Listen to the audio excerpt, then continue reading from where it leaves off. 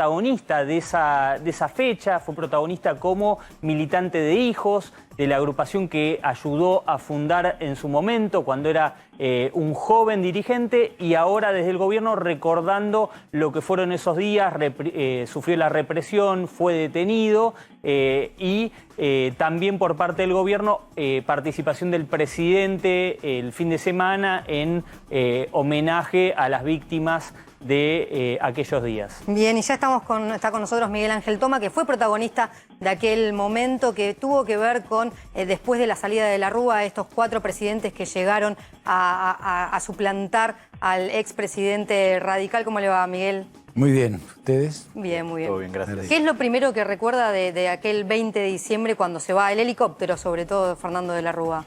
Bueno, creo que esa imagen ha sido icónica, ¿no? Ha quedado grabada en todos los argentinos. Es más, ha sido usada en muchas oportunidades posteriores como un símbolo de lo que significa abandonar un gobierno, dejar el poder en un marco de una crisis que era fundamental. Yo recuerdo que terminamos la Asamblea Legislativa, luego de la renuncia de Fernando de la Rúa, asume Ramón Puerta la presidencia, baja del estrado y me dice, vení, acompáñame. Bueno, ¿a dónde? Vamos a Casa Rosada, hacete cargo del Ministerio del Interior. En aquel momento la seguridad dependía del Ministerio del Interior, todavía no estaba creado el Ministerio de Seguridad. Y Ramón me dice, bueno, acompáñame porque vos habías sido, en el caso mío, 2 años antes, secretario de Seguridad, de manera que conocía perfectamente los mecanismos. Fue increíble el tránsito entre el Congreso y la Casa Rosada. Íbamos en el mismo auto Ramón Puerta, el chofer, Coqui Capitanich, que asumió en aquel momento, claro, y Humberto Schiavone. Los 4 íbamos, hoy dirigente, hoy dirigente del PRO. Íbamos los 4, cruzamos una ciudad que estaba en llamas. Todavía estaban los fuegos, los incendios de la noche anterior. Claro. Llegamos, las cubiertas quemadas parecían animales que quedaban con sus esqueletos. Realmente esa imagen me quedó profundamente grabada, porque era un poco la imagen de la época, ¿no? Bueno, llegamos a la Casa Rosada, no había nadie. Estaban los granaderos. Literal, no había nadie. Nadie, solo los granaderos. Yo llego, imagínense, conocía perfectamente la Casa Rosada. Sí, sí. Estaba cerrado la puerta del Ministerio del Interior. Bueno, entramos por un costado que daba una cocina, de la cocina entramos. No teníamos las claves para abrir las computadoras. El presidente entró por la cocina. El presidente en ese entonces Ramón Puerta. No, porque el Ministerio del Interior está en la planta baja. Claro, claro, sí. Puerta sube al despacho presidencial. Yo tenía que entrar al ministerio. Bueno, por supuesto, entré haciendo este mecanismo extraño. No tenía las computadoras, no tenía la posibilidad de abrir las computadoras. Inmediatamente convoqué desde mi teléfono particular a los 3 jefes de las fuerzas para ordenar el caos que habíamos heredado en términos no solo políticos, económicos, sino de represión. Claro, una brutal represión esos días. Increíble, porque habían sido desmontados, lamentablemente, los cuerpos especializados para el manejo del disturbio, que eran la Guardia de Infantería y la Montada. Lo que estábamos viendo recién de los policías a caballo con una fusta, era porque no eran los de la imagen montada. Contra las madres, usted dice. Sí, porque estaba totalmente desordenado, claro, la operación policial, porque no estaban los que debían estar. En los caballos estaban los de la fanfarria. ¿Y por qué, Miguel, no estaban? Porque durante los 2 años previos, todas estas estructuras, por un mecanismo ideológico, por ahí progresista, etcétera, habían sido desmontados. Entonces, cuando llega la crisis, en lugar de contenerla, de ordenarla y de ser necesario la represión, pero con los límites que debe tener la policía cuando profesionalmente actúa, ocurrió este desbande que, bueno, lógicamente yo en el acto convoqué a los 3 jefes, ordenamos de nuevo esta situación, evitamos que hubiera más muertes y lógicamente, bueno, después habrá que analizar lo político, pero se fue descomprimiendo lo que ocurrió el 19 y el 20, que fue realmente lamentable. Miguel, yo hablaba de la grieta política en el inicio, y mucho se dice, se le endilga al peronismo de haber estado detrás y haber sido clave para que cayera de la Rúa. ¿Cuán de cierto hay respecto a esta afirmación? Vos fuiste parte, obviamente eras diputado del peronismo en ese entonces y dejaste el cargo para asumir el Ministerio del Interior. ¿Es cierto o no es cierto? Mira, yo lamentablemente en estos días he escuchado demasiados dirigentes políticos echarse la culpa unos a otros, ¿no?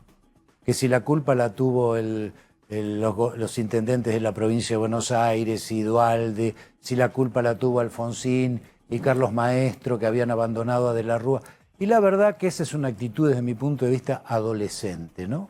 Siempre buscar la culpa en el otro. Lo que yo creo que hay que hacer es analizar las causas que provocaron esta crisis, porque en la medida en que entendamos las causas, vamos a entender por qué pudimos salir de esa situación. Y esto que me parece que es la docencia que hay que hacer frente a una sociedad que más que buscar culpables, lo que quiere es terminar con esa angustia que hoy se agudiza por el recuerdo de lo que ocurrió en aquella época, pero por el temor a que esto vuelva a producirse, ¿no? Entonces, yo lo que diría que ahí, la verdadera crisis de la Argentina en ese momento tuvo dos componentes centrales, uno político y uno económico. El político comienza, como bien lo señalaste, con la renuncia de Chacho Álvarez. Claro. Esto lo deja en un estado de inermidad al presidente, por un lado. En segundo lugar, la situación compleja de la interna del radicalismo, que obviamente impactaba sobre la capacidad del presidente para tener un partido que lo respaldara con la energía suficiente. Y la otra cuestión, evidentemente, digamos, estuvo vinculada a la reacción social. Más que decir que hubo quienes la impulsaron. Sí, sobre todo por los saqueos del conurbano, ¿no? Exactamente. La gente llegó a un punto, y acá se produce un efecto simpatía, ¿no? Cuando se ve el vacío de poder, hay hambre, hay desocupación, la gente sale y después hay que contenerla. Este era el aspecto político. El aspecto económico fue muy importante porque fue la causa eficiente de esto que acabo de señalar. Y acá quiero hacer un paréntesis, si me permiten. ¿Por qué llegamos a esta circunstancia? Esto arranca en el 99, cuando se produce la elección del 99. Duhalde y el peronismo sosteníamos que había que salir de la convertibilidad ordenadamente. De manera gradual. Gradual. ¿Por qué? Porque la convertibilidad había sido un instrumento extraordinario para lograr el equilibrio económico y parar la inflación. Claro. Pero claro, se habían producido determinados desfasajes por la evolución que había que necesariamente salir con racionalidad y gradualmente. De la Rúa, en cambio, hizo su campaña y por eso ganó la elección, sosteniendo el 1-1. Conmigo la convertibilidad sigue. Conmigo la convertibilidad, exactamente. Con lo cual, ¿qué pasó? Al cabo de 2 años, lo que ya veníamos señalando en el 99, explotó en el 2002. Muy interesante, Miguel, lo que planteás. Vamos a seguir, por supuesto, hablando porque es muy interesante. Vos fuiste protagonista esos días, pero en este momento está nuestro compañero Marcelo Padovani en Plaza de... Miguel, y vos hablabas de las primeras horas con Ramón Puerta en la Casa Rosada, pero tuvieron que pasar Ramón Puerta, que apenas estuvo 2 días en el poder, después vino Adolfo Rodríguez Sá, Eduardo Camaño y finalmente Eduardo Duhalde. ¿Qué es lo que pasaba en la política por esas horas para que finalmente Duhalde se haga después cargo del gobierno? Bueno, a ver, todo momento de crisis es muy difícil de manejar, precisamente porque lo imprevisible es lo esencial. Y la política, si no tiene una cuota de previsibilidad, anda a los tumbos. Y esto es así en cualquier instancia y en muchos órdenes de la vida. Ahora bien, ahí se hizo... A ver, la magnitud de la crisis había generado una sensación en todos los gobernadores de retracción y de consolidarse en sus propias provincias, con lo cual... frente a la decisión de Ramón Puerta, que era la que correspondía, ¿no es cierto? Él estaba para la transición, de volver a hacer de haber renunciado para que se hiciera una nueva asamblea legislativa, prácticamente el único que decide hacerse cargo y recibe el apoyo es Adolfo Rodríguez Sá. Bueno, obviamente ahí han pasado una serie de cosas. Asume, creo que no tuvo la oportunidad de ordenar y ordenarse. Y esto terminó en su renuncia, con lo cual, bueno, lo de Camaño fue simplemente hacerse cargo de instancias de la parte formal y asume Duhalde. Pero ¿por qué? Digamos, lo sustancial en esto es por qué asume Duhalde. Y por qué se logra estabilizar desde la política la situación que después va a desarrollarse también en lo económico. Por una razón muy simple. En aquella época, a diferencia de hoy, existían liderazgos muy claros en las dos grandes fuerzas políticas. Alfonsín. Eduardo Duhalde en el peronismo era el jefe indiscutido y Raúl Alfonsín era el jefe indiscutido del radicalismo. Y debajo existían estructuras partidarias consolidadas y debajo existían bloques legislativos que respondían a esta conducción. Ahora bien, cuando deja Rodríguez Sá, aparece en escena Duhalde, que tenía una excelente relación con Raúl Alfonsín. Claro. Y entre ambos pueden constituir lo que se llamó para mí, yo lo definiría como un gabinete de coalición y de origen parlamentario. Claro. Fíjense ustedes, el gabinete radicales que asume Duhalde tenía de 8 ministros, 3 radicales. Claro. Es decir, era un gobierno de coalición. Y la coalición era posible porque había conducciones firmes en cada uno de esos espacios. Eso nos permitió lograr un acuerdo legislativo, esto es mayorías parlamentarias, que eran sustanciales en orden a enfrentar la magnitud de la crisis. Y en tercer lugar, diría yo, apareció un elemento sustancial. Duhalde, que pierde el peronismo, que perdemos en el 99, ya habíamos preparado, por lo que acabo de señalar, un mecanismo de salida de la convertibilidad.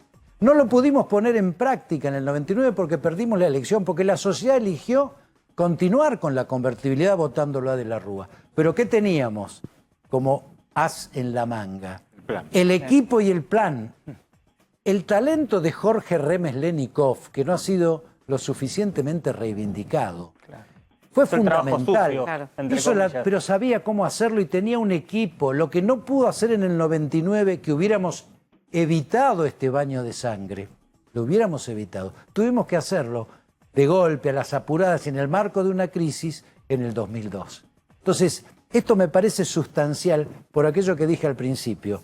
Dejemos de buscar culpables o responsables. Pero indudablemente, Miguel, la figura de Duhalde en ese momento, al frente del peronismo bonaerense o aglutinador del peronismo bonaerense, tuvo una participación importante en lo que fue, al menos, cómo se plantó el peronismo ante el gobierno de la Rúa.